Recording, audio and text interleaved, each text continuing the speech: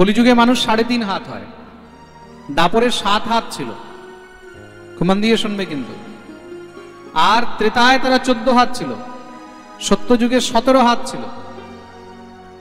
প্রত্যেক জিনিসের একটা মাপ আছে। তা মানুষ যেরকম ছিল সেরকমই পশু পক্ষী ছিল। আজকের ডেটে যেটা গিরগিটি সেটা সত্যযুগে ডাইনোসর ছিল। তো ভালো করে বুঝে নাও, প্রেম সে বলো। তা আজকাল এই যে বলে না ডাইনোসর ডাইনোসর, ডাইনোসর মাইনাসুর কিছু নয়। সত্যযুগের কোন গিরগিটির জীবাশ্ম রয়েছে, সেটা পেয়ে গেছে, এখন ওটাকে ডাইনোসর বানিয়ে দিয়েছে। আজকালকার হাতি আর ত্রেতা যুগের হাতির মধ্যে তো অন্তর ছিল না। তো সেইগুলোকে বিজ্ঞানীরা কি বলে, সে যে বিশাল হাতির কোনো অবশেষ পেয়েছে, বলে এগুলো ডাইনোসর যুগের হাতি। এরকম কিছু নয়, আসলে সে হাতিই ছিল, কিন্তু যুগের অনুসারে মানুষের শরীর আকার, জীবজন্তুর শরীর আকার, বয়স এগুলো সব কমতে থাকে। সত্যযুগের মানুষ হাজার হাজার বছর বাঁচত, লাখ লাখ বছর বাঁচত। ত্রেতার মানুষের আয়ু তার থেকে কম হয়েছে, দাপরে আয়ু আরো কম হয়েছে, কলিতে আয়ু আরো কম হচ্ছে। আস্তে আস্তে এই আয়ু আরো কম হয়ে যাবে, মানুষের আকারও আরো ছোট হবে, মানুষের শক্তি সামর্থ্য আস্তে আস্তে কমে যাবে। প্রেম সে বলো। আমাদের ভারতের মধ্যে এক যোদ্ধা ছিলেন মহারানা প্রতাপ। 156 কেজি ওজনের লোহার কবচ পরে তিনি যুদ্ধ করতেন। নাম শুনেছো মহারানা প্রতাপের? ইতিহাসে তো পড়েছো নিশ্চয়ই, হ্যাঁ পড়েছো না? মহারানা প্রতাপ, যারা সেই মহারানা প্রতাপ যিনি আকবরের বিরুদ্ধে সবসময় মহারাজ যুদ্ধ করে গেছে, জীবনভর কোনোদিন তিনি হার মানেনি, পরাজয় স্বীকার করেনি। অন্তে গিয়ে তার এক ঘোড়া ছিল চেতক, ইতিহাসের মধ্যে রয়েছে। 156 কেজির লোহার কবচ পরে সে যুদ্ধ করত। আজকালকার ডেটে কাউকে 156 কেজি কোনো একটা উঠাতে বলো পারবে? বেশি না, এটা আজ থেকে 500-600 বছর আগের কথা। তার মানে তখনও মানুষ কত বলবান হতো, বিচার করে দেখো। তখনকার দিনে যুদ্ধ কি দিয়ে হতো? এখন তো সব গুলি পিস্তল দিয়ে যুদ্ধ হয়, তখন তলোয়ার দিয়ে। এক একটা তলোয়ারের ওজন কত হতো? 3 কেজি, 4 কেজি, 5 কেজি, 10 কেজি, এরকম করে এক একটি তলোয়ার। 10 কেজির একটা তলোয়ার নিয়ে তুমি যুদ্ধ করো। বর্তমান সময়ে সামর্থ্য আছে মানুষের মধ্যে? তো সময়ের অনুসার মানুষের সামর্থ্য ধীরে ধীরে কমে যাচ্ছে। প্রেম সে বলো। ভগবান তখন সেই কৃকলাসকে, সেই নৃগকে কূপের থেকে তুলে বের করলেন। ভগবত হস্তের স্পর্শ পেয়ে সেই নৃগ দিব্য চতুর্ভুজ রূপ ধারণ করে প্রকট হয়েছে। সেই কৃকলাস যখন চতুর্ভুজ রূপ ধারণ করে প্রকট হয়েছে, তার উদ্ধার হলো। ভগবানকে প্রণাম করলো, প্রার্থনা করলেন। ভগবান জিজ্ঞাসা করলেন, তুমি কে? তোমার পরিচয় কি? তখন সে নিজের পরিচয় দিয়েছে। নৃগো নাম নরেন্দ্রোহম ইক্ষ্বাকুতনয়ঃ প্রভো দানস্বাখ্যায়মানেষু ইয়দিতে কর্ণমস্পৃশম। প্রভু, আমার নাম হলো নৃগ, আমি সূর্যবংশী রাজা ছিলাম। কখনকার সময়ের কথা? সেই মহারাজ সত্যযুগ। সত্য শেষ হয়েছে, ত্রেতা আরম্ভ হয়েছে। সত্য ত্রেতার মধ্যবর্তী সময়। সূর্যবংশী রাজা ইক্ষ্বাকুর পুত্র ছিলেন নৃগ। খুব মন দিয়ে শুনবেন। এই নৃগ মহা ধর্মাত্মা ছিলেন। এমন ধর্মাত্মা, তিনি খুব দান করতেন। যে যা চাইতো, বিশেষ করে ব্রাহ্মণদেরকে তিনি খুব দান করতেন। কেন? দানের দ্বারা এই সংসারের মধ্যে অনেক কিছু প্রাপ্তি হয়, তাতে ঈশ্বর দেবতাগণ অনেক প্রসন্ন হয়। তা রাজার ভান্ডার ভরা থাকে। রাজা ব্রাহ্মণদেরকে খুব দান করতেন, প্রজার বৎসল ছিলেন। একবার এক অযাচিত ব্রাহ্মণ রাজার কাছে এসেছে। অযাচিত মানে যে কিছু চায় না, রাজার কাছে এসেছে। রাজা ব্রাহ্মণকে বললেন, আমি আপনার কি সেবা করতে পারি? ব্রাহ্মণ বলল, আপনার যা ভালো লাগে। রাজা ভাবলো ব্রাহ্মণকে একটা গোদান করে দিই। ব্রাহ্মণের গোমাতা খুব প্রিয় হয়। কেন? গোমাতা থেকে দুগ্ধ বেরোয়, দুগ্ধ থেকে দধি হয়, ঘৃত হয়, ঘৃত থেকে তারা যজ্ঞ হোম ইত্যাদি করে। আর যেই ভূমিতে যজ্ঞ হয়, হোম হয়, সেই ভূমি, সেই নগর, সেই রাজ্যে অনেক উন্নতি হয়। যজ্ঞাৎ ভবতি পর্জন্যঃ, তার জন্য যজ্ঞ খুব কম্পালসরি। খুব মন দিয়ে শুনবে। শাস্ত্রের মধ্যে তার জন্য যজ্ঞের অনেক বিশেষ প্রয়োজন বলা হয়। যজ্ঞ করলে কি হয়? দেবতাগণ প্রসন্ন হয়। আর মনে রাখবে, যজ্ঞকর্তা যে যজ্ঞ করে শুধু তার নয়, যেই স্থানে যজ্ঞ হয় সেই ভূমি, সেই গ্রাম, সেই নগরেরও মঙ্গল, যতদূর পর্যন্ত যজ্ঞের ধোঁয়া যায় ততদূর পর্যন্ত মঙ্গল। প্রেম সে বলো। কালকে আমাদের এখানে যজ্ঞ হবে। যজ্ঞের সময় সকাল 8টা। पंडित जी टाइम बताएं इनको कितने बजे? 8। কালকে সকালে 8টার থেকে যজ্ঞ আরম্ভ হবে। যারা যজ্ঞ দর্শন করবেন তারা সকাল 8টার আগে এখানে এসে উপস্থিত হয়ে যাবেন। 8টা থেকে যজ্ঞ আরম্ভ হবে। যদি কেউ যজ্ঞে বসতে চায়, যজ্ঞের যজমান হতে চায় যে আমরাও যজ্ঞে বসবো, তাহলে তারা এখনই গিয়ে কমিটির কাছে নিজের নাম লিখিয়ে দেবে। যজ্ঞে শুধু কমিটির লোক, ভালো করে মন দিয়ে শুনবে, যজ্ঞে শুধু তারাই বসবে যাদের লিস্টে নাম থাকবে। যাদের লিস্টে নাম নেই তারা শুধু যজ্ঞ দর্শন করবে, ঠিক আছে? প্রেম সে বলো, না হলে অনেক উচ্ছৃঙ্খলতা হয়ে যাবে। তো যারা যজ্ঞে বসবেন তারা সেখানে নিজের নাম লিখিয়ে দেবে। আর যজ্ঞের জন্য কমিটির তরফ থেকে একটা বিশেষ কিছু দক্ষিণা রাখা আছে, সেই দক্ষিণা জমা করে আপনারা যজ্ঞের যজমান হতে পারবেন। কালকে 8টা থেকে যজ্ঞ হবে আর 12টা থেকে মহোৎসব, তাই তো? 12টা থেকে তো দুপুরে না রাত্রে মহোৎসব? রাত্রে কি সিস্টেম আছে? রাত্রে আছে?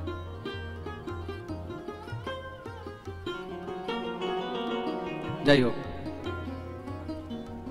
তার জন্য যজ্ঞ অনেক বিশেষ প্রয়োজন রয়েছে, যজ্ঞ করা খুব দরকার। তো ব্রাহ্মণকে গোমাতা দান করলেন। এখন ব্রাহ্মণ অযাচিত ব্রাহ্মণ, সেও উদাসীন, গাভীটাকে নিয়ে গেছে, নিয়ে ঘরের মধ্যে বাঁধেও নি। এখন গাভী তো গাভী, নতুন জায়গায় গাভী এসেছে, সে তো আর জানে না। সে গাভী কি করেছে, আবার সেখান থেকে ঘুরতে ঘুরতে রাজার গোশালায় চলে গেছে। রাজার গোশালায় এসেছে। এখন কিছু কর্মচারীগণ রাজাকে বললেন, মহারাজ যে গাভীটা আপনি দান করেছিলেন ওই গাভীটা গোশালায় চলে এসেছে। রাজা বলছে, ব্রাহ্মণকে দিলাম, গাভীটা গোশালায় চলে আসলো, আচ্ছা ঠিক আছে রেখে নাও। রেখে নিলেন। এদিকে কি হয়েছে, আরেক ব্রাহ্মণ এসেছে, সে রাজার কাছে যাচনা করেছে, চেয়েছে কি, মহারাজ আমাকে একটা গাভী দান করুন। রাজা ভাবলেন সেই গাভীটা ব্রাহ্মণকে দিয়েছিলাম, ওইটা চলে এসেছে, একটা কাজ করি ওই গাভীটাই দিয়ে দিই। রাজা বললেন ঠিক আছে, ওই গাভীটাকে দিয়ে দাও ওই ব্রাহ্মণকে। ওই গাভীটা ব্রাহ্মণকে দিয়ে দিয়েছেন। সেই ব্রাহ্মণ গাভীটা নিয়ে যখন যাচ্ছে তখন ওই যে পূর্বের ব্রাহ্মণ ছিল, সে যখন দেখছে ওর ঘরের মধ্যে গাভীটা নেই, দৌড়ে চলে এসেছে, মহারাজ মহারাজ কি হয়েছে? বলে আপনি আমাকে গাভী দান করেছিলেন। হ্যাঁ হ্যাঁ। বলে সেই গাভীটা আপনার এখানে চলে এসেছে। রাজা বলেন আচ্ছা আচ্ছা ঠিক আছে, কোথায়? রাজা ভাবছে সে তো ভুলে গেছে, কিন্তু গাভীটার তার চিহ্ন দেখে রেখেছিল। সেই ব্রাহ্মণ যখন নিয়ে যাচ্ছে বলে ওই তো আমার গাভী। রাজা বলছে এটাই তোমার গাভী? বলে হ্যাঁ মহারাজ এটাই আমার। কিন্তু এখন এই গাভী তো আমি ওই ব্রাহ্মণকে দিয়ে দিয়েছি, আপনি তাহলে অন্য কোনো গাভী নিয়ে যান। ওই ব্রাহ্মণ বলছে না, আমি আমার গাভী নেব, যেটা আমাকে দিয়েছেন সেটাই আমি অন্য গাভী কেন নেব? রাজা তখন সেই ব্রাহ্মণকে ডাকিয়েছেন। সেই ব্রাহ্মণকে বললেন একটা কাজ করুন বিপ্রদেব, এই গাভীটা আপনি ইনাকে দিয়ে দেন, আমি আপনাকে অন্য গাভী দিয়ে দেবো। সে বলছে না, আমি কেন দেবো, আপনি আমাকে এই গাভী দান করেছেন, আমি এটাই রাখবো। রাজা ওনাকে বলছে যে আপনি এটা রাখুন, সেও মানে না। ওকে বলছে আপনি অন্য নিয়ে নেন, সেও মানে না। যে পূর্বের প্রথম ব্রাহ্মণ ছিল সে বলছে মহারাজ আপনি রাজা, রাজার কাজ হলো ন্যায় করা, আপনি বিচার করুন। তা রাজা একবার এর দিকে তাকায়, একবার ওর দিকে তাকায়, একবার একে বলে একবার ওকে বলে। ব্রাহ্মণ কুপিত হয়ে গেল। মূর্খ রাজা, দানের বস্তু এক তো ফিরিয়ে রাখতে নেই। দানের বস্তু এক তো তুই দান করেছিস, তারপরে ফিরিয়ে নিজের কাছে রেখেছিস, তারপরে সেটাকে আবার অন্যকে দান করেছিস, আর তার মধ্যে খালি এদিক ওদিক ক্রিকোলাসের মতন গিরগিটির মতন মাথা ঘুরাচ্ছিস। যা তুই গিরগিট হয়ে যা। অভিশাপ দিয়ে, যখন অভিশাপ দিয়েছে চরণে পড়ে গেছে, প্রভু ভুল হয়ে গেছে, অপরাধ ক্ষমা করো। জীবনে কোনো সময় কাউকে কোনো বস্তু দান করলে বা দানের কথা দিলে তখন সেটাকে আর ফিরিয়ে নিতে নেই। তাহলে কি হয়, তাকে ক্রিকোলাস হতে হয়। খুব মন দিয়ে শুনবে, গিরগিটি হতে হয়। প্রেম সে বলো। বলে প্রভু এখন আমার উদ্ধার কি করে হবে? সেই আশীর্বাদ করুন। ভুল তো হয়ে গেছে, ঠিক আছে, যা হওয়ার তো হয়েছে। ব্রাহ্মণ কৃপা করলেন, যাই হোক তোমার পুণ্যের বল রয়েছে, তুমি দান তো করেছো, সেই দানের ফলে স্বয়ং ভগবান তোমার উদ্ধার করতে আসে। আর আজকে স্বয়ং ভগবানের হস্তস্পর্শ পেয়ে সেই রাজা নৃগের কৃকুলাস যোনি থেকে মুক্তি হলো। বলিয়ে ভক্তবৎসল ভগবান কি। এই প্রকার নৃগচরিত্রের দিব্য বর্ণন শ্রবণ করিয়েছে। এদিকে বলদেব প্রভু বৃন্দাবনে আসলেন, ব্রজগমন করলেন। বলভদ্রঃ কুরুশ্রেষ্ঠ ভগবান রথমাস্থিতঃ সুহৃদৃক্ষুরোৎকণ্ঠঃ প্রয়য়ো নন্দগোকুল। বৃন্দাবনে গিয়ে সেখানে 6 মাস থেকে সমস্ত ব্রজবাসীদেরকে আনন্দ দিয়েছেন। এদিকে কি হয়েছে, ভগবানের এক ডুপ্লিকেট বেরিয়ে গেছে, নাম হলো পৌণ্ড্রক। একদম যেরকম ভগবান সেরকমই নিজেকে ডুপ্লিকেট বানিয়ে নিয়েছে, আর বানিয়ে ভগবানের নামে দুষ্প্রচার আরম্ভ করে দিয়েছে। ভগবান দেখলেন এ তো ঠিক নয়, নিজেকে বাসুদেব ঘোষিত করে দিয়েছে, আমি হলাম বাসুদেব। আর বাসুদেবের নাম নিয়ে অনাচার করছে। অনাচার করলে কি হবে, নাম তো বাসুদেবের হচ্ছে বলে বাসুদেব করেছে। ভগবান দেখলেন এটা ঠিক নয়, সঙ্গে সঙ্গে ভগবান দূত পাঠালেন পৌণ্ড্রকের কাছে, বলে সাবধান হয়ে যাও, এসব ঢং করা, এসব নকল করা বন্ধ করো। সে তখন বলছে আমি হলাম আসল, তোমার দ্বারকাধীশ হলো নকল। ওকে গিয়ে বলবে যদি সে আসল হয় তাহলে আমার সঙ্গে যুদ্ধ করে দেখা।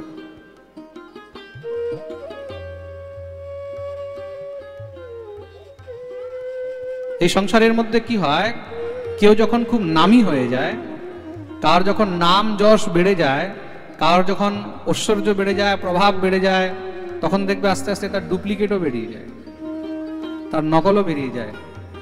কালকে আমাদের সঙ্গে এরকম একটা কেস হয়ে গেছে। খুব ভালো হয়েছে, মনে পড়ে গেছে, সবাইকে বলে দিই, যারা লাইভ শুনছে তারাও বলে দিই। আমার নামে ফেসবুকে একদম হুবহু আমার ডুপ্লিকেট কেউ অ্যাকাউন্ট খুলে দিয়েছে, গোবিন্দ বল্লভ শাস্ত্রীজি। একদম আমার ফটো দিয়ে, আমার প্রোফাইলে যা বায়োডাটা আছে সব হুবহু একদম সেম দিয়ে দিয়েছে। আমার ফটো, আমারই সব কিছু লাগিয়ে একদম দ্বিতীয় ফেক আইডি।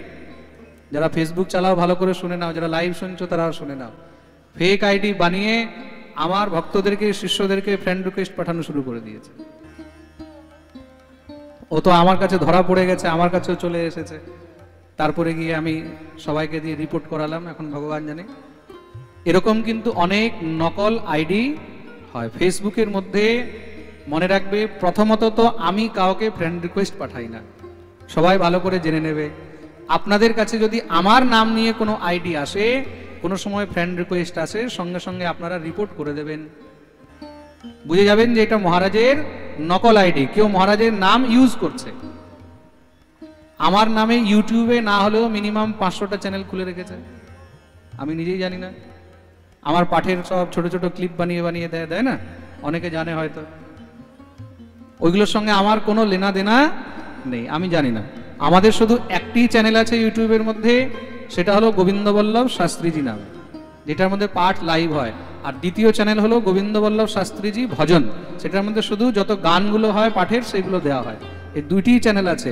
ফেসবুকে আমাদের একটি আইডি আছে গোবিন্দ বল্লভ শাস্ত্রীজি নামে, খুব মন দিয়ে শুনবেন। আর আমাদের একটি পেজ আছে, এই ছাড়া দ্বিতীয় কোনো আইডি নেই। তার জন্য আরেকটি কথা মনে রাখবেন, আমি কোনো সময় সোশ্যাল মিডিয়াতে কারোর সঙ্গে কোনো চ্যাটিং করি না। সোশ্যাল মিডিয়াতে, ফেসবুকে, মেসেঞ্জারে কেউ যদি আমাকে মেসেজ করে, আমার সঙ্গে কথা বলে, আমি কারোর সঙ্গে কথা বলি না। তা কেউ যদি কোনো সময় দেখছে যে আমি কারোর সঙ্গে কথা বলছি, তাহলে বুঝে যাবে এটা আমি নই, এটা ফেক। কোনো নকল ব্যক্তি আমার নাম নিয়ে আপনাদের সঙ্গে কথা বলছে। তৃতীয়ত নম্বর, কোনো সময় ব্যক্তিগত রূপে আমি কাউকে কোনো ডোনেশন করতে বলি না, কোনো দান করতে বলি না, কোনো টাকা দিতে বলি না। কেন কি আজকাল এগুলো খুব ধান্দাবাজি চলছে। নকল আইডি বানিয়ে আপনাদের কাছে হয়তো কোনো সময় বলবে যে আপনি এই অ্যাকাউন্টে কিছু দান করুন, কিন্তু আসলে সেটা আমার নয়। আমাদের যেটা ইউটিউবে আপনি দেখছেন অ্যাকাউন্ট নাম্বার শ্রী ভাগবত ভক্তি ট্রাস্ট, শুধু একটি অ্যাকাউন্ট আছে। আমাদের ট্রাস্টের দ্বিতীয় কোনো অ্যাকাউন্ট নেই, ট্রাস্টের একটি অ্যাকাউন্ট শ্রী ভাগবত ভক্তি ট্রাস্ট। আমাদের এই যে PhonePe number, Google pay number শুধু একটাই আছে, দ্বিতীয় আর কোনো নাম্বার নেই। অন্য কোনো নাম্বারে আপনি টাকা পাঠালে কিন্তু এটা আমাদের ট্রাস্টে আসবে না। আমাদের একটাই নাম্বার, যেটা আপনারা ইউটিউবের মধ্যে দেখছেন, ওই নাম্বারের মধ্যেই টাকা পাঠাবেন, যা দান করবেন ওই অ্যাকাউন্টেই করবেন। অন্য কেউ যদি পার্সোনাল আপনাদেরকে মেসেজ করে, যদি আপনাদেরকে বলে যে এখানে পাঠান, এটা শাস্ত্রীজির ইয়ে, একদম বুঝে যাবেন যে এটা নকল। সঙ্গে সঙ্গে মহারাজ রিপোর্ট করে দেবেন। প্রেম সে বলো রাধে রাধে। তা পুণ্ড্রক দাপর যুগে ছিল, পুণ্ড্রক এই কলিযুগেও ঘুরে বেড়াচ্ছে। তখনও ডুপ্লিকেট ছিল, এখনো ডুপ্লিকেট ঘুরে বেড়াচ্ছে। তার জন্য ডুপ্লিকেট থেকে সাবধান। প্রেম সে বলো রাধে রাধে। ভগবান দেখলেন এখন এ তো মহা মুশকিল ব্যাপার।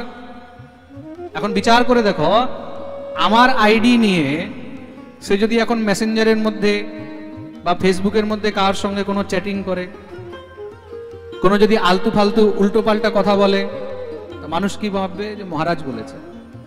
এটাই তো ভাববে, ভাববে কি না? মানুষ ভাববে বোধহয় মহারাজ বলেছে। কেন? নাম তো আমার নাম দিয়ে চালাচ্ছে গোবিন্দ বল্লভ শাস্ত্রীজি। তো বদনামিটা কার হবে? হ্যাঁ, আমারই তো হবে। ভগবান এটাই বিচার করে। তার জন্য কোনো সময় কেউ যদি এরকম কোনো কিছু কাণ্ডমাণ্ডব যদি করে, বুঝে যাবে যে এগুলো সব নকল করা আছে। প্রেম সে বলো রাধে রাধে। আমি যার সঙ্গে কথা বলি ডাইরেক্ট কথা বলি ফোনে, আর নয়তো পার্সোনাল যাদের সঙ্গে পরিচয় আছে হোয়াটসঅ্যাপে কথা বলি, তাছাড়া কার সঙ্গে কথা হয় না। ভগবানও এটা বিচার করলেন। এখন এ তো সব অনাচার করে বেড়াচ্ছে আমার নামে, চারদিকে নাম তো আমার খারাপ হচ্ছে। অমুক জায়গায় অমুককে ধমকি দিয়ে এসেছে, অমুক জায়গায় অমুকের কাছে কিছু ইয়ে করে এসেছে, দুরাচার করে এসেছে, বলে কে করেছে? বাসুদেব করেছে। ভগবান কুপিত হয়ে গেলেন, সঙ্গে সঙ্গে সেনা নিয়ে আক্রমণ করে দিয়েছে। আর আক্রমণ করাতে পুণ্ড্রক তো এবার ভয় পেয়ে গেছে। কেন? যখন ভগবান আক্রমণ করেছে, পুণ্ড্রক দেখলো আর কোনো রাস্তা নেই, যুদ্ধ আরম্ভ করেছে।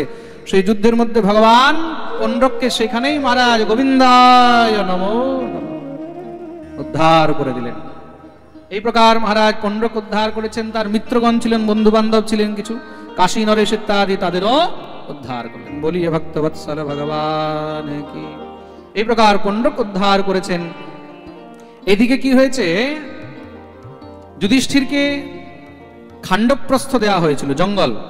সেটাকে ময়দানবের দ্বারা বিশাল বড় সুন্দর করে মহারাজ রাজ্য তৈরি করা হলো, নাম হলো ইন্দ্রপ্রস্থ। সেই ইন্দ্রপ্রস্থের মধ্যে রাজসূয় যজ্ঞের আয়োজন করা হয়েছে। কেন? যুধিষ্ঠির নতুন নতুন রাজা হচ্ছেন, তো তার রাজসূয় যজ্ঞের মধ্যে সব রাজাদেরকে নিমন্ত্রণ করা হয়েছে। সেখানে দুর্যোধন ইত্যাদি সব এসেছে। ইন্দ্রপ্রস্থ এত সুন্দর ময়দানবের দ্বারা তৈরি নগর। আর সেই নগরের মধ্যে যখন মহলে প্রবেশ করেছে দুর্যোধন, প্রবেশ করেই সামনে দেখছে খুব বিশাল বড় জলাশয়, জল। জল দেখে যখনই ধুতি উঁচু করছে, সঙ্গে সঙ্গে সেখানে সেবকরা বলছে মহারাজ চিন্তা করেন না, এখানে জল নেই, এটা এমনি শুকনো জায়গা। দুর্যোধন বলছে আমাকে পাগল মনে করে রেখেছে? সামনে দেখা যাচ্ছে জল, আর বলছে জল নেই। দুর্যোধন যখনই মহারাজ সেখানে গিয়ে উপস্থিত হয়েছে, দেখছে তো সাধারণ মেজে। আসলে এত সুন্দর ময়দানবের ক্রিয়াকার্য যে দেখে দুর্যোধনেরও বুদ্ধি চমকে গেছে। বর্তমানে বলে না 3D আর্ট, 3D আর্ট হয় না, 3D 4D, হ্যাঁ, দেখে মনে হয় বোধহয় ন্যাচুরাল একদম। আপনার সামনে রাস্তার মধ্যে এরকম আর্ট করে দেবে, মনে করবেন আপনি বোধহয় আসল, বোধহয় এখানে কোনো গর্ত হয়ে রয়েছে। তাই 3D আর্ট আমাদের সেই ময়দানবের যুগ থেকে আরম্ভ হয়ে গেছিল। প্রেম সে বলো জলে চ স্থলবৎ দৃष्ट्वा স্থলে চ জলবদ্বয়ম। যেখানে শুকনো জায়গা ওখানে জল দেখতে পাচ্ছে, আবার কিছু এগিয়ে গেছে ওখানে গিয়ে দেখছে আবার ওখানে মহারাজ মনে হচ্ছে একদম শুকনো জায়গা। সেবকরা বলল মহারাজ এখানে জল আছে। দুর্যোধন বলছে আচ্ছা, এরা তো সত্যি আমাকে পাগল মনে করে গেছে, আমি যেরকম কিছু জানিই না, শুকনো মেজে আর আমাকে বলতে জল আছে। বলে দুর্যোধন যখনই এগিয়ে গেছে ধড়াম করে জলে পড়ে গেছে। যখনই জলে পড়েছে, মহলের উপর থেকে দ্রৌপদী এই দৃশ্য দেখছিল। দ্রৌপদীর হাসি বেরিয়ে গেছে, আর হেসে দ্রৌপদী বলেছে অন্ধের পুত্র অন্ধই হয়। এই যে কথাটা বলেছে অন্ধের পুত্র অন্ধ হয়, দুর্যোধনের এই কথাটা একদম লেগে গেছে। দুর্যোধন সেখানেই প্রতিজ্ঞা করে নিয়েছে মনে মনে, আমাকে অন্ধ বলেছিস তো, সবার সামনে আমার উপরে হেসেছিস, ভরা সবার মধ্যে যদি তোকে আমি নগ্ন না করেছি তাহলে আমার নামও দুর্যোধন না। এই কারণেই স্ত্রী জাতিকে সবসময় সীমাবদ্ধ থাকতে বলা হয়েছে। প্রেম সে বলো। তার জন্য আগেকার দিনে ঘরের মধ্যে কোনো বাইরের পুরুষ আসলে, বাইরের বেটা ছেলে আসলে স্ত্রী জাতিকে সঙ্গে সঙ্গে ঘুমটা করে নিতে হতো। কেন? বাইরের মানুষ যেন ঘরের বউদের মুখও না দেখে। প্রেম সে বলো। এই সংসারের মধ্যে বড় বড় যত যুদ্ধ বিগ্রহ, বড় বড় যত বিনাশ হয়েছে, তার পিছনে কারণ কিন্তু স্ত্রী রয়েছে। যদি দ্রৌপদী না হতো তাহলে মহাভারত হতো না। এই মহাভারতের সূত্রপাত এখান থেকেই শুরু হয়ে গেছে।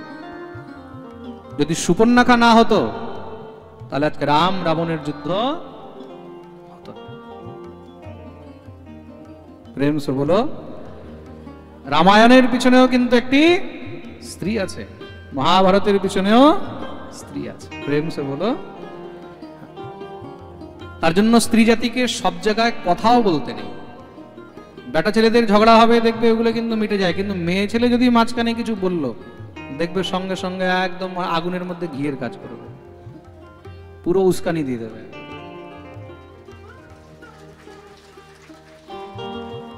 প্রেম সে বলো। তার জন্য কোনো ঘরের লড়াইয়ের মধ্যে ভাই ভাইদের লড়াই হচ্ছে, বাপ বেটার মধ্যে কিছু হচ্ছে, সেখানে ঘরের মেয়ে ছেলেদেরকে সব কথায় বলতে। প্রেম সে বলো। দুর্যোধন তো সেখান থেকেই মনে মনে ক্রুদ্ধ হয়ে গেছে। এদিকে কি হয়েছে? সমস্ত রাজাগণ এসে উপস্থিত। তাদের মধ্যে এখন যুধিষ্ঠিরের রাজ্য অভিষেক হবে। রাজ্য অভিষেকের জন্য প্রথম পূজা কার হবে? সর্বপ্রথম অগ্রপূজা কার হবে? এত রাজাদের মধ্যে অগ্রপূজার অধিকারীকে? পিতামহ ভীষ্ম ইত্যাদি যত সব মহারাজ বয়োবৃদ্ধগণ রয়েছেন সবাই মিলে বললেন, বর্তমানে দ্বারকাধীশ শ্রীকৃষ্ণকে ছেড়ে অগ্রপূজার জন্য দ্বিতীয় আর কেউ নেই। দ্বারকাধীশ শ্রীকৃষ্ণই হলেন একমাত্র অগ্রপূজার অধিকারী। যাও, ওনাকে নিয়ে আসনে বসাও আর ওনার পূজা আরম্ভ করো। যুধিষ্ঠির সঙ্গে সঙ্গে গিয়ে দ্বারকাধীশ ভগবান শ্রীকৃষ্ণকে প্রণাম করে নিয়ে চললেন। যখনই নিয়ে চলতে লেগেছে, বাকি সবাই তো আনন্দে আছে, কিন্তু ভগবানের পিসির ছেলে বসে আছে শিশুপাল। সেই শিশুপাল সে আর থাকতে পারেনি, সঙ্গে সঙ্গে ক্রুদ্ধ হয়ে মহারাজ উঠে দাঁড়িয়ে ভগবানকে গালাগালি আরম্ভ করে দিয়েছে। যা ইচ্ছা তা বকা শুরু করে দিয়েছে। এই ছলিয়া, এই গোয়ালা, একে তোমরা অগ্রপূজার অধিকারী করেছো, কখনোই সম্ভব নয়, আমি মানতে পারি না। বলতেই তো সব যদুবংশীরা ক্রুদ্ধ হয়ে যখনই মারা উঠে দাঁড়িয়েছে, ভগবান বললেন, সাবধান, কেউ কিছু বলবে না, কেন আমি তার মাকে কথা দিয়েছি তার 100টি অপরাধ ক্ষমা করব। ও আচ্ছা, তুই আমাকে ক্ষমা করবি? তুই ক্ষমা করার কে?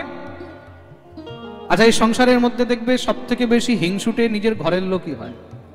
প্রেম সে বলো। রাধে রাধে। বাইরের লোকের থেকে বেশি হিংসা দেখবে ঘরের লোক করে। ভগবানের আপন পিসির ছেলে, দেখুন যুধিষ্ঠিরও কিন্তু পিসির ছেলে, অর্জুন পিসির ছেলে, আর শিশুপালও পিসির ছেলে। কুন্তী ভগবানের পিসি,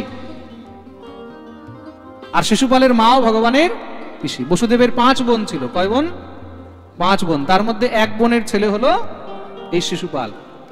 পিসির ছেলে হয়ে দেখো মামার ছেলেকে গালাগালি করছে।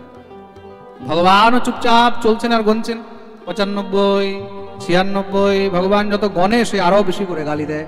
যখনই 100 হয়েছে, ভগবান বললেন, সাবধান শিশুপাল। বলতেই যখনই আবার গালি দিয়েছে, সঙ্গে সঙ্গে ক্রুদ্ধ হয়ে ভগবান সুদর্শন চক্র আবাহন করলেন। দেখতে দেখতে ভগবান যখনই চক্র ত্যাগ করেছে, সঙ্গে সঙ্গে চক্র গিয়ে সেখানেই তার গোবিন্দায় নমঃ মস্তক ছেদন করে দিলেন। এই দৃশ্য দেখে সবাই ভয় পেয়ে গেছে। যারা যারা একটু একটু ভগবানের সঙ্গে বৈরতা রেখেছিল, তারাও সেখানে ভয়ে একদম মহারাজ অবস্থা খারাপ হয়ে গেছে। শিশুপালের সেই শরীর থেকে দিব্য জ্যোতি বেরোলো, চতুর্ভুজ রূপ ধারণ করে ভগবৎ পার্ষদ জয় প্রকট হয়েছে। ভগবানের স্তুতি করে বৈকুণ্ঠ গমন করলেন। এ ভগবানেরই পার্ষদ ছিল, সেই ভগবানের 2 দ্বারপাল, জয় আর বিজয়।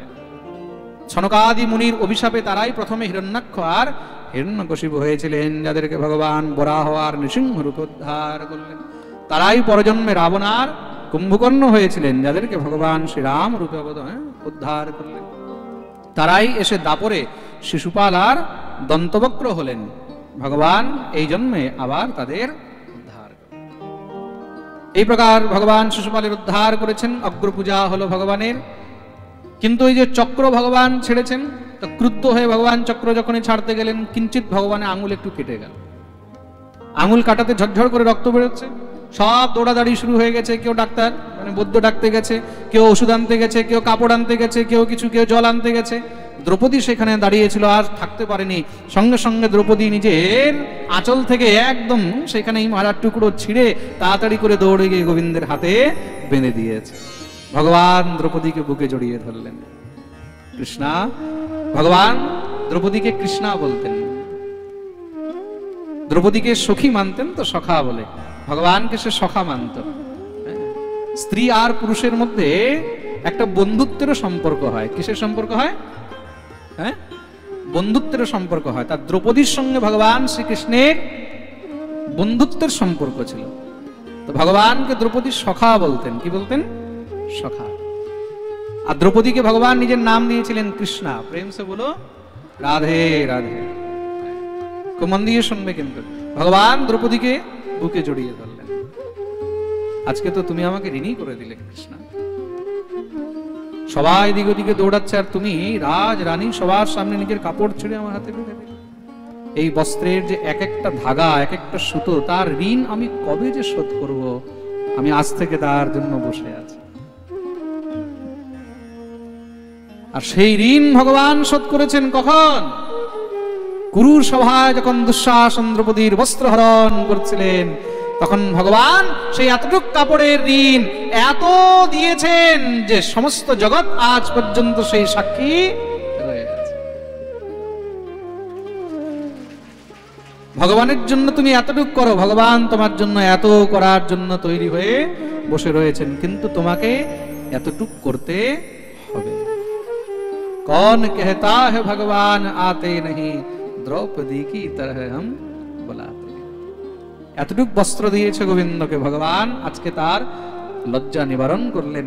দুঃশাসন বস্ত্র টানতে টানতে টানতে টানতে মহারাজ মূর্ছিত হয়ে গেছে। সবার মধ্যে কেউ বুঝতে পারছে না এই বিচিত্র ঘটনা হলো কি। দ্রৌপদীর শরীর থেকে শাড়ি বেরোচ্ছে না, দ্রৌপদীর শাড়ির ভিতরে ঢুকে রয়েছে। साड़ी बिच नारी है कि नारी बिच साड़ी है, साड़ी ही की नारी है कि नारी ही की साड़ी है। জগতের নিয়ন্তা, জগতের অভিয়ন্তা, তার জন্য তুমি একটু করে দেখো, সে তো দয়ার সাগর। তুমি বিন্দু করলে সে সিন্ধু দিতে তৈরি হয়ে থাকে। প্রেম সে বলো। মনে রাখবে, তুমি তার নিমিত্তে যদি এক ফোঁটা দান করছো, এক ফোঁটা তাকে অর্পণ করছো, তুমি তাকে একটি ফুল দিচ্ছ, সে তোমার জন্য কত ফুল তৈরি করে রেখেছে তুমি বুঝতে পারবে না। প্রেম সে বলো। তার জন্য করতে শেখো, যতটা পারবে তার নিমিত্তে করো। এই প্রকার রাজসূয় যজ্ঞের কথা বর্ণন শ্রবণ করালেন। শিশুপালের মৃত্যু শুনে দন্তবক্র ক্রুদ্ধ হয়ে ভগবানের সঙ্গে যুদ্ধ করতে গেছে। ভগবান সেই যুদ্ধের মধ্যে দন্তবক্রকেও উদ্ধার করলেন। বলিয়ে ভক্তবৎসল ভগবান কি। এই প্রকার মহারাজ এত সব কিছুর মধ্যে ভগবান নিজের কোনো ভক্তদেরকে, সখাদেরকে কখনো ভুলেননি। আজকে ভগবানকে নিজের এক পরম প্রিয় সখা মিত্রের কথা মনে হয়। গুরুকুলে যার সঙ্গে ভগবান বিদ্যা অধ্যয়ন করেছিলেন, জাতিতে ব্রাহ্মণ, নাম হলো সুদামা। শ্রী সুখদেব প্রভু এখান থেকে সুদামা চরিত্রের বর্ণনা আরম্ভ। কৃষ্ণস্যাসি সখা কশ্চিৎ ব্রাহ্মণো ব্রহ্মবিত্তমঃ বিরক্ত ইন্দ্রিয়ার্থেষু প্রশান্তাত্মা জিতেন্দ্রিয়ঃ প্রশান্তাত্মা জিতেন্দ্রিয়ঃ। কৃষ্ণস্যাসি সখা কশ্চিৎ ব্রাহ্মণো ব্রাহ্মণ পরম ব্রহ্মবিত্তম, শুধু নামে ব্রাহ্মণ নয়, কাজেও ব্রাহ্মণ। নিত্য নৈমিত্তিক মহারাজ গায়ত্রী জপ, নিষ্ঠা করে ভগবান নাম জপ, এটা হলো ব্রাহ্মণের কাজ। যে সময় সুদামা চরিত্রের কথা বলা হচ্ছে, ভগবানের তখন নাতিপতি সব হয়ে গেছে, মানে ভগবানের বয়স প্রায়, সুদামারও বয়স প্রায় হয়ে গেছে। কিছু করতে পারেন না তো 5 ঘরে ভিক্ষা করে নিজের জীবিকা উপার্জন করেন।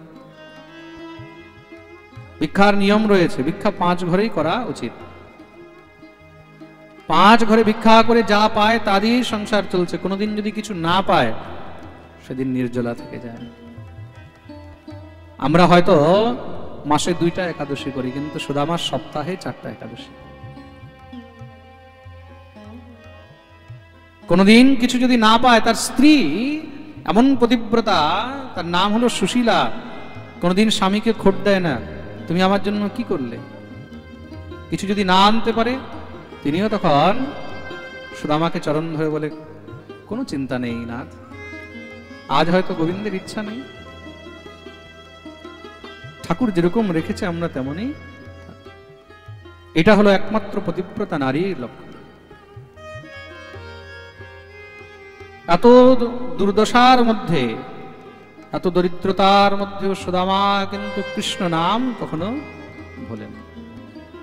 হরিনাম জপ নিত্য চলছে। সুদামা চরিত্র থেকে জীবনে এই জিনিস শিক্ষা নিতে হবে, জীবনে যতই দুঃখ আসুক, যতই কষ্ট আসুক, ভগবত ভজনের সঙ্গে, জপের সঙ্গে, সাধনার সঙ্গে কখনো কোনো সমঝোতা হবে না। আর আমরা কি করি, জীবনে যখন দুঃখ আসে, কষ্ট আসে, সব থেকে আগে আমাদের ঠাকুর সেবাটা কমে যায়, আমাদের জপ কমে যায়। কমে যায় তো, কোনো সমস্যা হলো, কোনো কষ্ট হলো, সঙ্গে সঙ্গে সব থেকে ঠাকুর সেবা করে আর কি হলো আমাদের। কতজনকে দেখেছি আমরা ঠাকুর উঠিয়ে অন্যকে দিয়ে দিতে, আমি নিজে দেখেছি। ঘরে একটু কষ্ট এসেছে, ঠাকুর উঠিয়ে অন্যকে দিয়ে দিচ্ছে, জপ তপ বন্ধ করে দিয়েছে, তিলকমালা বন্ধ করে দিয়েছে। মনে রাখবে, এই সংসারে দুঃখ ভগবানের জন্য আসে না। কর্মণা জায়তে জন্তু কর্মণৈব বিলীয়তে, সুখম দুঃখম ভয়ম ক্ষেমম কর্মণৈব বিপদ্যতে। এই সংসারে যেরকম সুখ আমরা নিজের প্রারব্ধে ভোগ করি, তদ্রূপ দুঃখ আমরা নিজের কর্মফলেই ভোগ করি। মনে রাখবে, আমরা যা কিছু পাচ্ছি এগুলো সব আমাদের কর্মফল, পুণ্যের প্রতাপ, তাতে আমরা সুখ পাচ্ছি। আর যখন আমাদের পাপের প্রভাব বেড়ে যায়, তখন দুঃখ পাই। ভগবান না কাউকে সুখ দেন, না ভগবান কাউকে দুঃখ দেন। ভগবান বলছেন নিজে, কর্মণা জায়তে জন্তু কর্মণৈব বিলীয়তে, সুখম দুঃখম ভয়ম ক্ষেমম কর্মণৈব বিপদ্যতে। তুমি যা কর্ম করেছো, তুমি তার ফল ভোগ করছো। প্রেম সে বলো। কেউ এই জন্মেই ভোগ করছে, কেউ পূর্ব জন্মের কৃতকর্ম ভোগ করছে।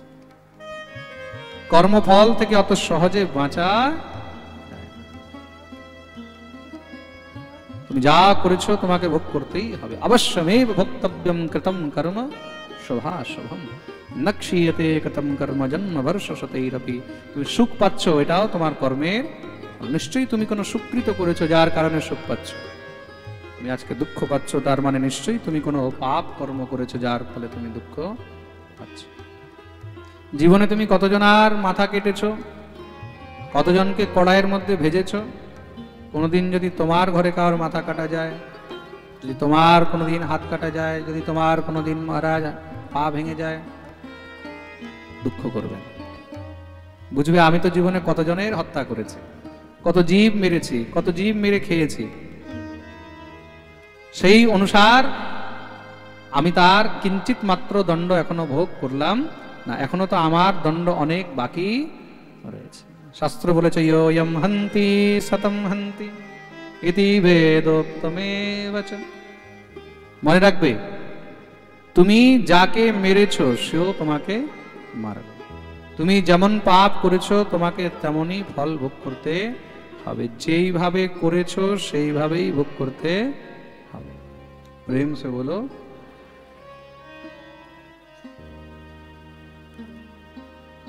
এক ব্যক্তি যাচ্ছে, চলতে চলতে রাস্তায় খুব খিদা লেগেছে, হঠাৎ করে সামনে দেখলো খুব সুন্দর বাগান, বাগানের মধ্যে আম গাছ, সুন্দর আম ধরে রয়েছে। যখনই আমের দিকে তাকিয়েছে, লালসা হলো, তাকিয়ে লালসা হয়েছে, যদি কিছু আম খেতে পারতাম। চলে গেল বাগানের ভিতরে। বাগানের মধ্যে গিয়ে সঙ্গে সঙ্গে মহারাজ এবার সুন্দর আম দেখে আম পেড়েছে। যখনই আম পেড়েছে, আম পেড়ে আর কি থাকা যায়, আম পেড়ে তাড়াতাড়ি করে খাওয়া আরম্ভ করেছে। খেতে খেতে এমন মস্ত হয়ে গেছে, মত্ত হয়ে গেছে, পিছন থেকে মহারাজ সে বাগানের মালিক যখন এসেছে, দেখেই সঙ্গে সঙ্গে পিঠের মধ্যে মারা দিয়েছে ভালো করে ডান্ডা, চোর বাগানে এসে চুরি করছে। যখনই দিয়েছে পিঠের মধ্যে, দিতেই তো একদম ও মা গো বাবা গো। আরে আম দেখেছে কে? চোখ। তার কাছে গেছে কে? পা। আমটাকে পেড়েছে কে? হাত। আমটাকে খেয়েছে কে? মুখ। আমটা গেছে কোথায়? আর মার কে খেলো বেচারা? पीठ। बोले भाई ये तो बहुत नाइंसाफी है।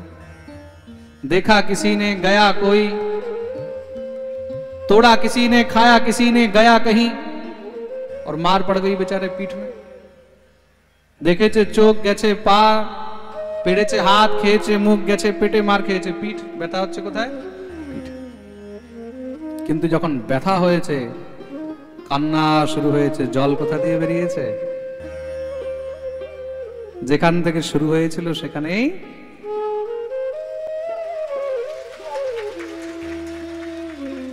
মনে রাখবে, তুমি ভাবছো যে আমি করছি, অনেক সময় কি হয়, আমরা পাপ করি, পাপ করলে সঙ্গে সঙ্গে ফল পাই না, অন্য দিক দিয়ে পাচ্ছি, তা আমরা মনে করছি আমার কি হলো। মনে রাখবে, কি হলো না, এটা শুরুয়াত হলো, এটা স্টার্টিং হচ্ছে, এটার এন্ডিং সেখানে গিয়েই দাঁড়াবে যেখান থেকে তুমি শুরু করেছিলে। প্রেম সে বলো রাধে। পাপ করার আগে বিচার। আচ্ছা, আরেকটা মজার জিনিস, আমরা যখন পুণ্য করি, পুণ্য করার সময় 10 বার বিচার করি, তাই তো? করি কি না? কোনো ভালো কাজ করার সময় 10 বার বিচার করি, কিন্তু কোনো খারাপ কাজ করার সময় একবারও বিচার। কেন? খারাপ করতে গেলে তখন আমাদের ভিতরে কোনো বিচার আসে না। কেন? এই সৃষ্টির মধ্যে মানুষ যখন অপকর্ম করে, যখন মানুষ পাপ কর্ম করে, তখন কি হয়, তার দিকে অনেক তাড়াতাড়ি এগিয়ে যায়। পাপের রাস্তা অনেক সহজ, পাপের রাস্তা অনেক সহজ, আর পুণ্যের রাস্তা অনেক কঠিন। যেরকম সিঁড়িতে উঠতে খুব কষ্ট হয়, নামতে কষ্ট। প্রেম সে বলো, তার জীবনে উঠতে অনেক কষ্ট হয়, নামতে সময় লাগে। प्रेम से बोलो, बोलो ना, बोलते नहीं हो। और जोर से, आरो जोरे, सबाई दोनों हाथ ऊपरे करे, जय जय श्री राधे। তার জন্য যেই কোনো কাজ করার আগে বিচার করো, 10 বার ভাববে, সঙ্গে সঙ্গে সব জিনিস নির্ণয় করিতে নেই। আর মনে রাখবে, পাপ বাপকেও। তার জন্য যতই দুঃখ আসুক, কষ্ট আসুক, ভয় পাবে না। আজ থেকে এই জিনিসটা মনে রাখবে, দুঃখ আসছে মানে আমার কোনো কর্মের ফল, সুখ এসেছে এটাও আমার কোনো পুণ্যের ফল।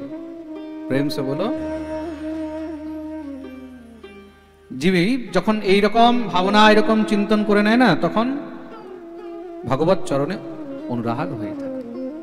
তাহলে কি হবে? তাহলে ভগবান থেকে বিরক্তি হবে না, ভগবানের প্রতি আসক্তি হবে।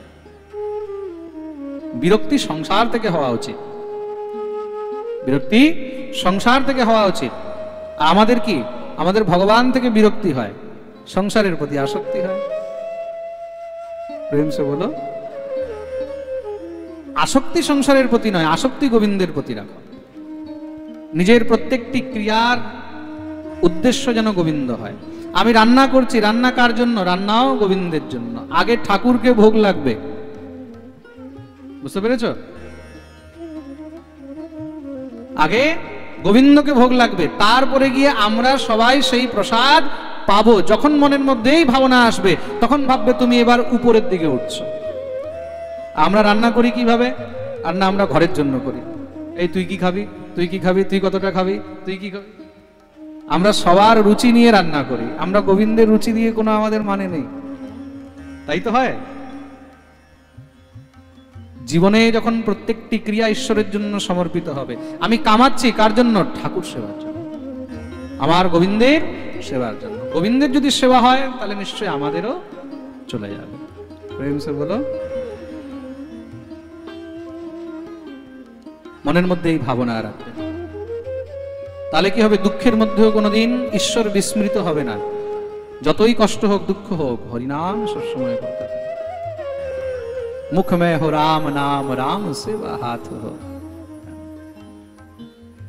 মুখের মধ্যে সবসময় হরিনাম যেন থাকে, তুমি যেই পরিস্থিতিতেই থাকো, যেই জায়গাতেই থাকো। जिस देश में जिस भेष में परिवेश में रहो, राधा रमण राधा रमण राधा रमण कहो। जिस देश में जिस भेष में परिवेश में रहो, राधा रमण राधा रमण राधा रमण कहो। राधा रमण राधा रमण राधा रमण कहो। जिस देश में जिस भेष में परिवेश में रहो, राधा रमण राधा रमण राधा रमण कहो। राधा रमण राधा रमण राधा रमण कहो।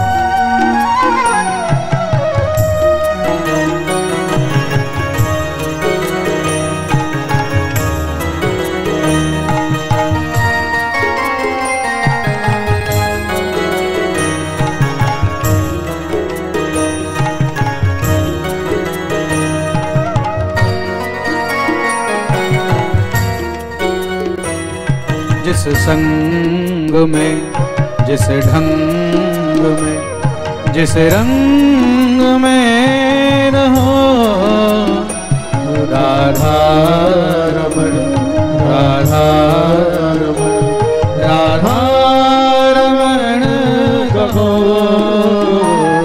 राधा रमण राधा रमण राधा रमण कहो। राधा राधा राधा रमण कहो। राधा रमण कहो। राधा रमण कहो। যেই পরিস্থিতিতেই থাকো না কেন, প্রত্যেক পরিস্থিতিতে ভগবানকে ভজন করতে। ভগবতী সুশীলা সুদামাকে বললেন, হে না, আপনি নিত্য যেই গোবিন্দের গুণগান করেন তিনি তো দ্বারকাধীশ। কখনো ইচ্ছা হয় না যে তার সঙ্গে একটু দেখা করে আসে? সে সুদামা বললেন, শুধু দ্বারকাধীশ নয়, সে আমার বাল্যকালের বন্ধু, আমরা গুরুকুলে একসঙ্গে লেখাপড়া করেছি।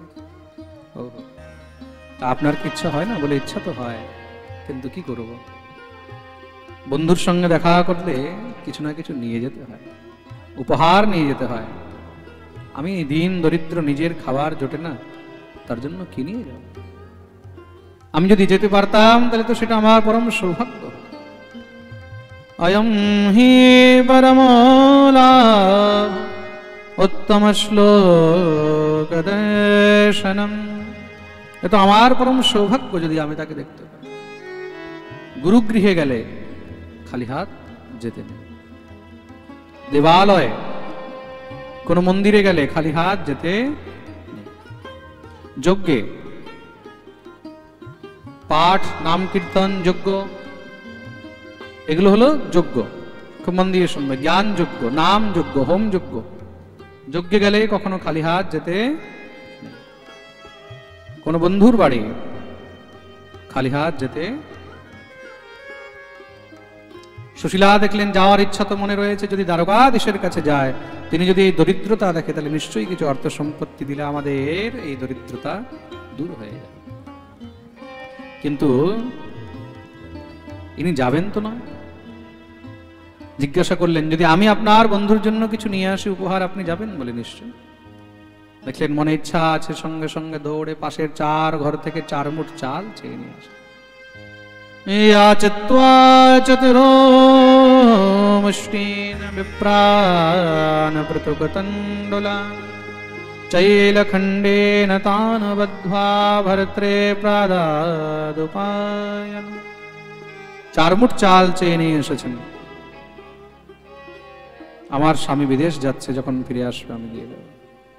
একটা পটলির মধ্যে বেঁধে সুদামাজিকে দিলেন, এই নিন আপনার বন্ধুর জন্য আমার এই উপহার। বলে দেবে যে তোমার বৌদি পাঠিয়েছে। সুদামা এত আনন্দিত হলেন, পটলি নিয়ে সুদামা চলছেন দেখা করার জন্য। মনের আনন্দে দিব্য একদম হোকে मन में मगन लगा हरि से लगन, भक्त भगवान से मिलने चले, সুদামা দ্বারিকা চলে। সুদামা দ্বারকায় চলছেন, মনের মধ্যে কি আনন্দ, দিব্য কীর্তন করতে করতে চলছে। কেন একা সময় কি করে বেরোবে? কোথায় বৃন্দাপুরী আর কোথায় দ্বারকা। দিব্য কীর্তন শুরু করেছেন সুদামাজি। কোথাও আপনি বেরিয়েছেন, রাস্তায় একা রয়েছেন, সময় কি করে পার হবে? তার জন্য সব থেকে ভালো উপায় কি? বলে হরিনাম করতে পারে। ওকে मन में मगन लगा हरि से लगन, ओके मन में मगन लगा हरि से लगन, भक्त भगवान से मिलने चले, भक्त भगवान से मिलने चले, सुदामा द्वारिका चले, सुदामा द्वारिका चले, सुदामा द्वारिका चले, सुदामा द्वारिका चले। ओके मन में मगन लगा हरि से लगन, ओके मन में मगन लगा हरि से लगन, भक्त भगवान से मिलने चले, भक्त भगवान से मिलने चले, सुदामा द्वारिका चले, सुदामा द्वारिका चले, सुदामा द्वारिका चले। हरि बोल।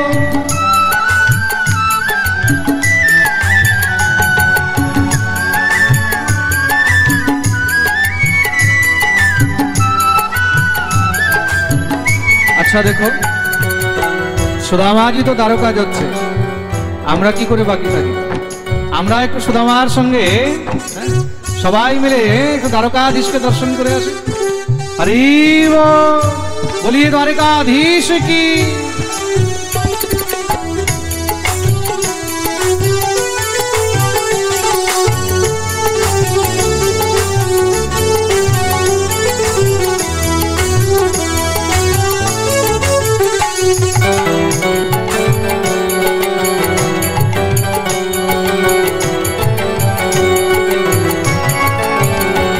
प्रभु भक्ति में लीन आनंद मगन ये दीन, प्रभु भक्ति में लीन आनंद मगन ये दीन, प्रभु भक्ति में लीन आनंद मगन ये दीन, प्रभु भक्ति में लीन आनंद मगन ये दीन, कृपा सिंधु से बिंदु ये मिलने चले, कृपा सिंधु से बिंदु ये मिलने चले, सुदामा द्वारिका चले, सुदामा द्वारिका चले, सुदामा द्वारिका चले, सुदामा द्वारिका चले।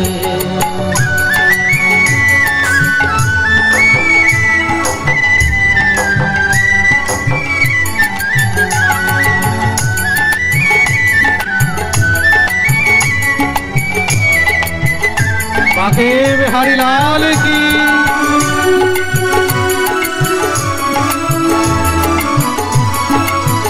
राधे।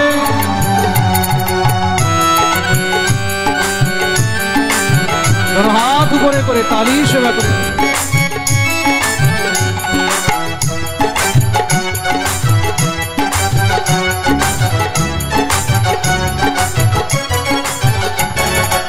मन में ये आस रहूं बन के हरिदास, है मन में ये आस रहूं बन के हरिदास, है मन में ये आस रहूं बन के हरिदास, है मन में ये आस रहूं बन के हरिदास। दीनानाथ से अनाथ ये मिलने चले, दीनानाथ से अनाथ ये मिलने चले, दीनानाथ से अनाथ ये मिलने चले, दीनानाथ से अनाथ ये मिलने चले। सुदामा द्वारिका चले, सुदामा द्वारिका चले, सुदामा द्वारिका चले, सुदामा द्वारिका चले।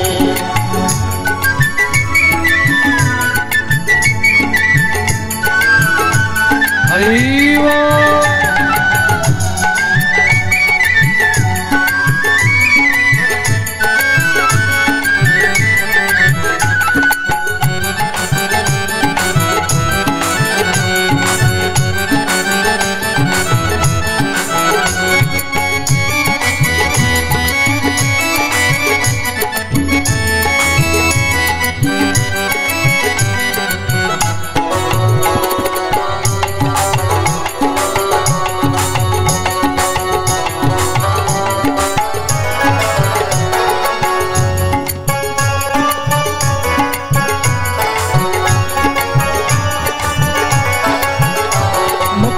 कृष्ण नाम नहीं और कोई काम, मुख में है कृष्ण नाम नहीं और कोई काम, मुख में है कृष्ण नाम नहीं और कोई काम, मुख में है कृष्ण नाम नहीं और कोई काम। लेके अरदास गोविंद से मिलने चले, लेके अरदास गोविंद से मिलने चले, सुदामा द्वारिका चले, सुदामा द्वारिका चले, सुदामा द्वारिका चले, सुदामा द्वारिका चले। होके मन में मगन लगा हरि से लगन, होके मन में मगन लगा हरि से लगन, भक्त भगवान से मिलने चले, भक्त भगवान से मिलने चले, सुदामा द्वारिका चले, सुदामा द्वारिका चले, सुदामा द्वारिका चले, सुदामा द्वारिका चले, सुदामा द्वारिका चले, सुदामा द्वारिका चले, सुदामा द्वारिका चले, सुदामा द्वारिका चले, सुदामा द्वारिका चले, सुदामा द्वारिका चले।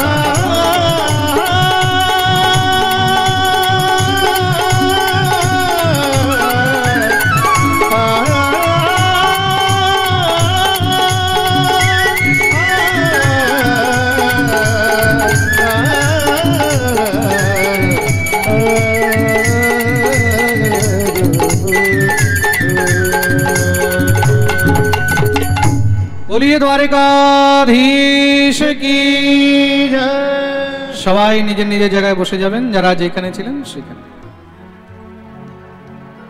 होके मन में मगन लगा हरि से लगन, होके मन में मगन लगा हरि से लगन, भक्त भगवान से मिलने चले, भक्त भगवान से मिलने चले, सुदामा द्वारिका चले, सुदामा द्वारिका चले, सुदामा द्वारिका चले।